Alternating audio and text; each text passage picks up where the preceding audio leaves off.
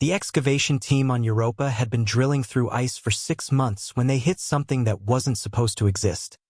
A structure older than Earth's solar system itself. Dr. Elena Vasquez was the first to touch the crystalline artifact pulsing with ethereal light in the ancient chamber. The moment her gloved hand made contact, the universe shifted. Elena! Dr. James O'Connor rushed forward as she collapsed, the artifact's glow intensifying. The entire chamber thrummed with energy that made their teeth ache. Then, as suddenly as it began, the light died. Elena opened her eyes. They blazed with the same ethereal fire that had filled the artifact. "I can see everything," she whispered, staring through the miles of ice above them as if it were glass. "There's a ship approaching. Valdaran configuration.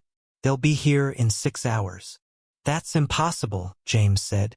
"Our sensors can't even." Elena grabbed his hand. The artifact flared again.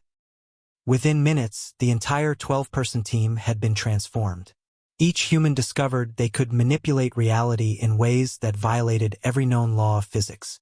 Elena could perceive across dimensional barriers. James could phase through solid matter. Dr. Rashid found he could manipulate gravitational fields with a thought. They barely had time to comprehend their transformation before the Valdaran Empire arrived. "Humans," Commander Zoth announced as his warriors surrounded the excavation site. "You will surrender the Ascension Matrix immediately. Your primitive species cannot comprehend its power." "Ascension Matrix?" Elena tilted her head, seeing through Zoth's armor to the fear beneath. "Is that what you call it? It has been lost for millennia. Wars have been fought." Zoth paused as James casually walked through a solid ice wall. "What have you done?" "We touched it," Rashid said simply, lifting 6 Valdaran warriors into the air with a gesture. "It seemed to like us." The Valdarans opened fire. Plasma bolts that could vaporize steel stopped inches from human skin, absorbed into shimmering barriers that appeared instinctively.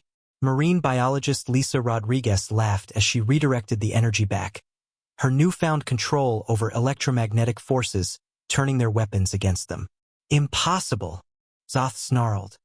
"The Matrix bonds with only the most psychically evolved species.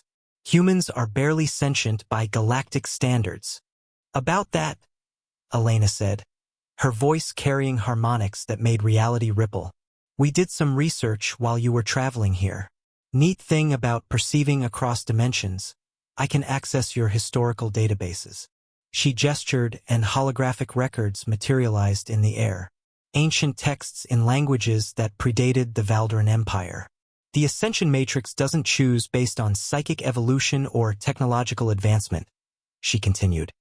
"It chooses based on potential. Specifically, the potential for growth and adaptation. And humans," James added, solidifying inside Zoth's command ship without having used any entrance, "are apparently very good at adapting." The truth was more profound than any of them had imagined. The artifact's creators had designed it to find species with unlimited potential, those who could evolve beyond their limitations when challenged. Every other species that had found it over millions of years had been too rigid, too set in their evolutionary paths. Humans, chaotic and adaptable as they were exactly what it had been waiting for. "You know what's really funny?" Dr. Rodriguez said, weaving aurora patterns in Europa's thin atmosphere. "You came here to take the artifact, but it's not here anymore." Zoth's 4 eyes widened. "Where?" "It merged with us," Rashid explained, "completely integrated into human DNA. We don't just have superpowers, Commander. We are the artifact now. Every human who touches us will begin to change. Our children will be born with these abilities." In trying to keep the power from us, Elena smiled, "and it was not entirely human anymore. You've ensured our entire species will ascend. Thank you for that." The Valdaran Empire retreated, sending warnings across the galaxy about the Deathworlders who had become something more. But it was too late. The 12 humans returned to Earth, and the transformation began to spread. Humanity had spent its entire history looking up at the stars and asking, "What if?" Now, with the universe suddenly within reach, they had a new question. What's next? The galaxy trembled at the possibilities.